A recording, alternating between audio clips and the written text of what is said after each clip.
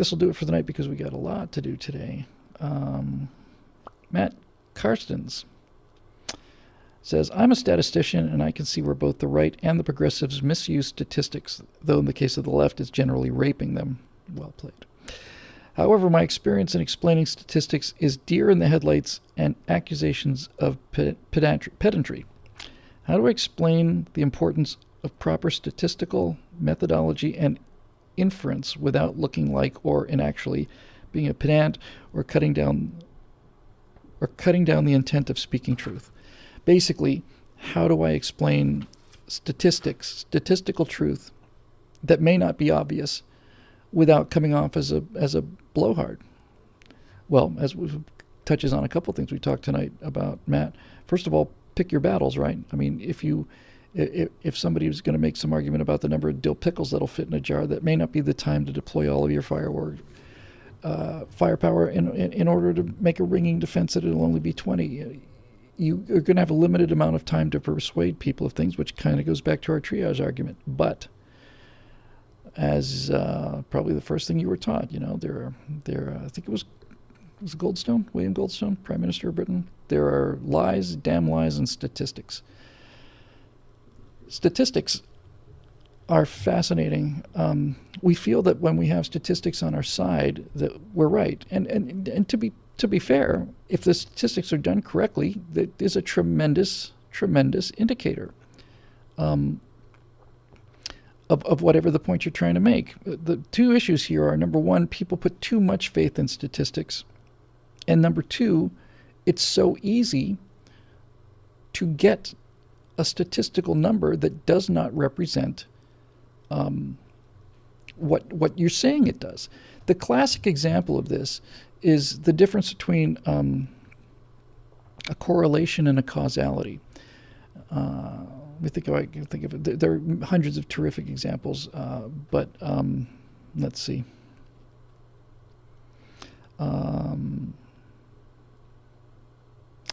The number of snowmobiles in the world have been increasing. The amount of carbon dioxide in the atmosphere has been increasing.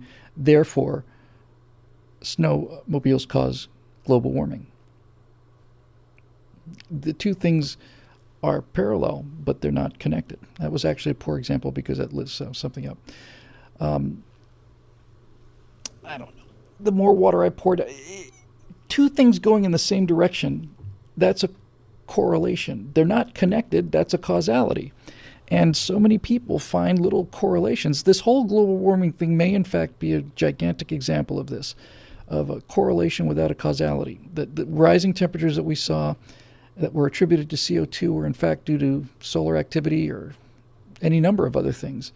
But they matched each other relatively well for a while, so statisticians went and looked at it and they made their little graphs and they did their hockey stick and everything and said, oh my God, look what's happening to the temperature. Well, then you can actually start looking at where the data points end. One of the arguments I made against Al Gore was in Inconvenient Truth, which is a persuasive movie because these people know how to lie very effectively. And he gave a lot of statistics in Inconvenient Truth, and I suspect that virtually all of them were correct. But when I was watching the movie, he said, we sampled ice cores that went back 650,000 years. And everybody went, oh, and they showed a big graph on how far back 650,000 years were. And my first reaction is the Earth is 4.5 billion years old.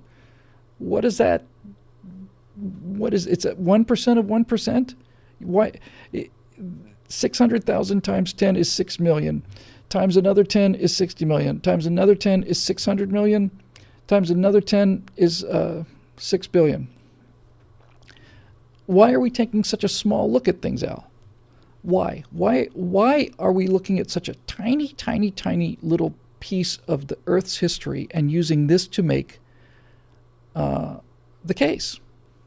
That was the first thought I had, and the reason is because you can make a line if you decide where you're going to start it and where you're going to stop it. If you have a zigzag, let's say, and I'm going to measure from here to here, the line goes up. And if you have a measure from here to here, the line goes up, then it goes down. You have a measure from here to here, and the line goes down. It's the same graph. It's the same data. It's just where are you picking to make your case? So that's, one of the real big problems with statistics is they sound very convincing, and because they're true. You are, in fact, presenting true information, but you're not presenting all of the true information. I think my favorite example of this I came up with, I'm proud to say it's one of my things I was very, very proud of, was back in the eject days. And I was talking about Michael Moore and how Michael Moore lied his way through Bowling for Columbine. So here's how you lie by telling the truth. Michael Moore could go to Malibu Beach on a particular day, let's say, with a pair of tweezers and a very, very big magnifying glass. If you've ever been on a beach before, you know that the sand is white. From any distance, the sand is white. But if you get close enough to sand, you'll find that there are little dark particles in there. 1 out of 100, 1 out of 1,000, I don't know what the number is. But you will see that if you hold a handful of sand, while virtually all of the sand particles are white, there are a few dark ones. Now, if Michael Moore were to take a handful of that sand and with his tweezers take only the dark ones out and put them in the bucket, and he did this for quite a long time, then Michael Moore would be able to stand in front of a group of people and he could hold up a bucket and say, take a look at the black sands of Malibu.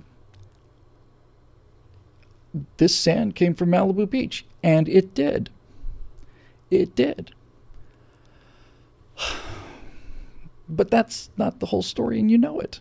If you have 1,000 data points, if you have a table with 10,000 points on it, and you get to pick which points and in which order, you can draw anything. You draw the Mona Lisa, you can draw Godzilla. You can draw anything if you get to control what we pick and what we don't pick. So the biggest problem with statistics is that if people are looking for data or looking for something to back up their argument, they may find a statistic that they think helps them. It may be correlation without causality, or it may be limited sample or whatever. But when you run these things to the ground, you'll find that virtually all of them have limits and error bars. And what do those limits and error bars tell you? If Al Gore is only going to sample 1% of 1% of the Earth's history to make his case and leave out 99.9% of the total climate variations in the Earth, then that makes me suspicious. And it should make you suspicious. And that's how you do it, I think. As far as your point in terms of arguing statistics, Matt, there are so many interesting statistical stories. There's a website out, I don't remember the name of it, but it's a website that features graphs of correlations without causalities. And one of them is the decreasing number of pirates and the decreasing birth rate or mortality rate in Africa. And you chart both these things and you realize that by eliminating pirates, you're making African babies healthier. No. So in answer to your specific question, I would find a couple of really killer examples of how what something appears to be one way is actually not the truth and is actually the other way. And I would save your ammunition for when it really counts, for something important, for the big lie, like the Russian hacking lie. You got to go in there and attack that. And if you can do that, if you have the ability to use those numbers in such a way, you will almost always convince people, because I suspect that you would use your data honestly. And if you use data honestly, it actually survives an examination of common sense. I don't remember if, I think it was during an analysis of the Rodney King trial. Somebody said a good enough lawyer can convince you that an elephant can hang off a cliff with his tail tied to a daisy. And the way he would do that is he would break it down into incredibly minute little steps that all are true, but he's going to miss steps, jump steps, avoid steps, not report steps, so that, yes, one logical step to the other. You're absolutely right. An elephant can hang off a cliff with his tail tied to a daisy. But we all know the truth of that. I saw this when they were doing the Rodney King video. They were saying, if you'll look at the difference between frames number 433 and 434, you'll see that Mr. King's shoulder is rising up. You'll see that he's rising and that he's trying to reassault the officers. And I said, yeah, okay, but if you play it in real time, it's four guys beating the crap out of him. Now, before anybody loses their mind again, I'm not saying that Rodney King didn't deserve to get the crap beat out of him, because I don't know what happened before that. But yeah, you know what? I take that back. He did not deserve what happened to him. It was just wrong. I have no doubt whatsoever he was a threat. I have no doubt whatsoever he argued with the cops. I have no doubt whatsoever he was giving them a lot of grief. But when you watch the video, you don't get to see the grief. But at the same time, watching the video in real time, it's a guy getting beat up by 4 guys with sticks for a long time. If there was one of those officers down there trying to get cuffs on him, then this wouldn't be a story. Wouldn't even know his name. But they didn't.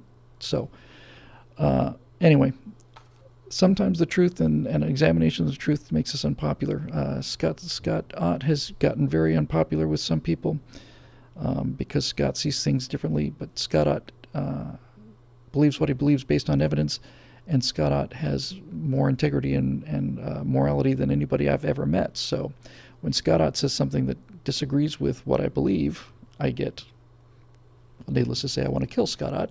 But after I get over that momentary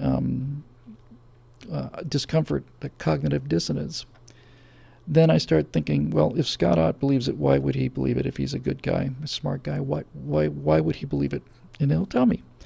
And more often than not, he'll have a really good case. And then I have to give up another one of these things that I love, another great argument that I use all the time. It just isn't true.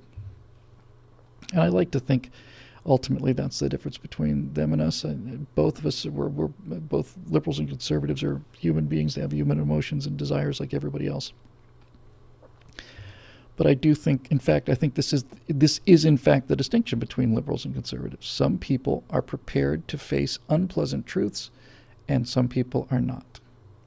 Some people would rather believe a lie that's comfortable than believe the truth that's uncomfortable. Some people would rather be seen to be doing good when they actually do harm, rather than people who do actual good who seem to be doing harm. It's just a different. They're just built differently. But the good news is that the world is built in a certain way, and that the reason we're conservatives and so on is because we believe that that the world is based on certain things. One of the lines I have that I'm just going to go shoot in there in just in a few minutes about socialism and helping people and going back to help people and giving things up. And I've got a line that said, but people don't behave that way. They don't. They don't. And I can prove it to you right now using your own behavior, because if you really did believe in wealth relocation or reallocating wealth, then you would take your cell phones down and your Xboxes down to a pawn shop, and you would take the cash and distribute it to poor people. That's the evidence that this business of going and helping other people is this noble way to live is nonsense. It's nonsense. People don't behave that way. People will not work as hard for a group, especially a distant group like a government, as they would for themselves. And we saw this all throughout the Soviet Union. These poor peasants, who used to own their land, or at least at the very least used to be able to farm a patch of land that was the same patch of land. They got put on these collective farms, and many of them just refused to go, and millions of them were killed. But what you found, this is one of the first data points I ever heard about the Soviet Union. I remember this very clearly. I was quite young, I think. What I heard was that these people would go out there and work on a collective farm from sunrise to sunset. They just bust themselves, just break themselves with labor, hard labor, nasty, tough farming labor. And then at night they would come back because they were allowed to keep tiny little plot, a tiny little vegetable garden. And they put another 3 hours into that because that's theirs. And they get to keep those vegetables, presumably. And that's where they would put all the effort. I remember thinking, wow, you're going to go out and work all day and then come back and do some extra farming? Why? Because it's yours. Because you get to keep it. And the harder you work on your own garden, the more you get to keep. You get to eat better, you get to sell it, you get whatever. The idea that people will work as hard for somebody else as they will for themselves is just plain not true. I didn't get a chance to put it in this draft. I had it in an original draft, but I'm trying to keep these things down to bare bones. But basically, if you really want to know, if you want to confront somebody about socialism and how willing they are to help other people, just ask a typical millennial teenager and say, if I asked you to go out for the next 3 months on Saturday, and you had to be on location at 8 o'clock in the morning and all day long until dark, build houses for homeless people every Saturday for the next 3 months, would you do it? They wouldn't do it. I don't even think the true believers would do it. Okay. What if I paid you $5,000 a day? Would you do it then? Uh-huh. So what's different? You're not working harder. You're working the same length and effort, duration. All of that's the same. You're still giving up your Saturdays. Why is it that people who wouldn't go out and build housing for the poor for free for 3 months would go out and build housing for the poor if they were being paid $5,000 a day? What's changed? Has their attitude about poor people changed? No. Has their attitude about missing Saturdays changed? Yes. Because they realize now that I'm going to be missing Saturdays for me, not for them. And that's how simple it is to prove that this stuff is not going to work and never does work. So, there it is. And I think with that, we'll wrap this baby up. We got off to a late start.